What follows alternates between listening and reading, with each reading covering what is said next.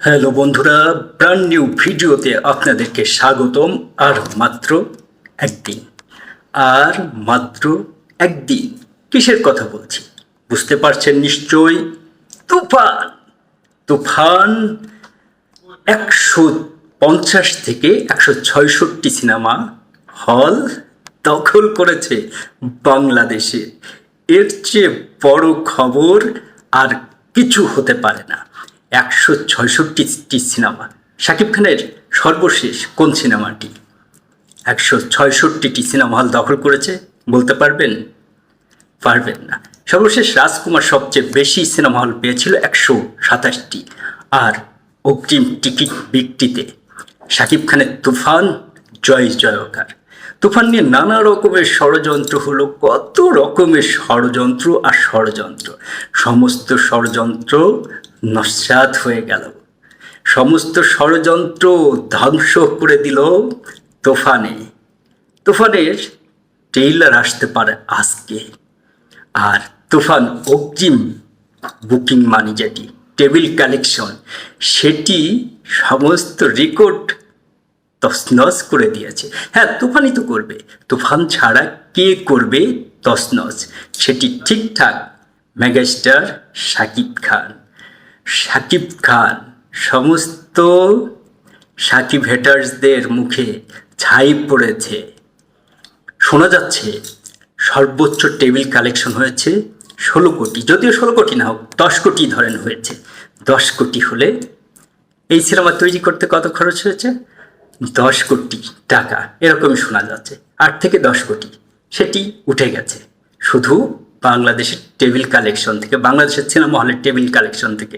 এরপর television rights আছে, তারপরে আছে হচ্ছে ওটিটি রাইটস, তারপর সারা পৃথিবীতে মুক্তি পাবে, কলকাতায় মুক্তি পাবে এই সিনেমা।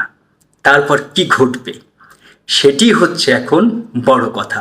মেগাস্টার শাকিব খান যে স্বপ্ন দেখে, যে স্বপ্ন সে দেখতে চায় বাংলা সিনেমাকে নিয়ে, বাংলা সিনেমা একদিন 100 কোটির ক্লাবে পৌঁছাবে।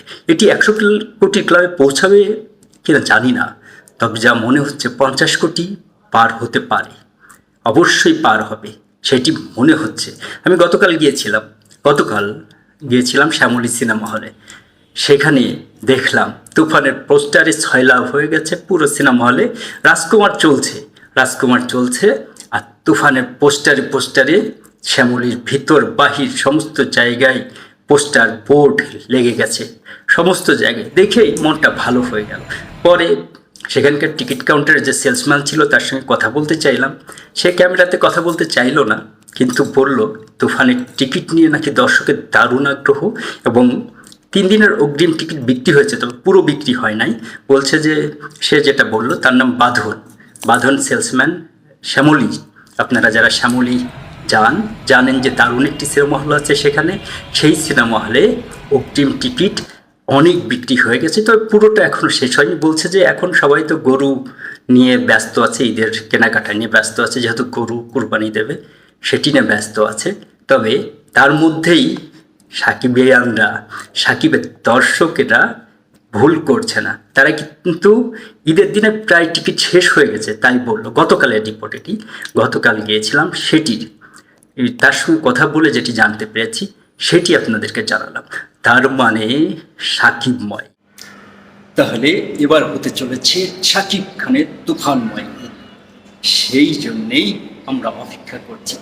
আরে মেগাস্টার শাকিব খানকে নিয়ে যত ষড়যন্ত্রই হোক, যতই রিভেঞ্জ যেই নিতে চান, মেগাস্টার বলে কথা। সারা পৃথিবীতে মেগাস্টারের সংখ্যা অনেক কম। আমাদের মেগাস্টার শাকিব খানের তুফান যেভাবে তুফান তুলেছে, এরকম যদি দর্শক এভাবে সিনেমা হলে টেনে নিয়ে যেতে পারে, তাহলে ঈদ হবে শুধু সাকিবময়, আর কারণ নাম নাই। অন্য সিনেমাও চলবে না সেটি আমি মনে করি না, চলুক, সেগুলো ভালো চলুক, সে শুভকামনা করি।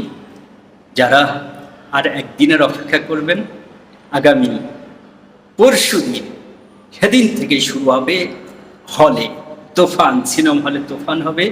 সবাইকে অগ্রিম ঈদ মোবারক। সবাই ভালো থাকবেন, সুস্থ থাকবেন এবং তুফান সিনেমার সঙ্গেই থাকবেন। আল্লাহ হাফেজ।